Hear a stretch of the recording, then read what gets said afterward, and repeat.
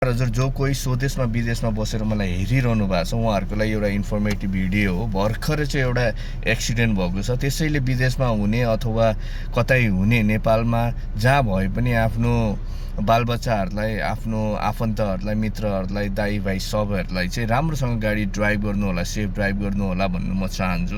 यो भिडियो हेर्नुहोस्। भर्खरै म अन द वेमा जाँदै गर्दाखेरि भएको एउटा एक्सिडेन्ट हो।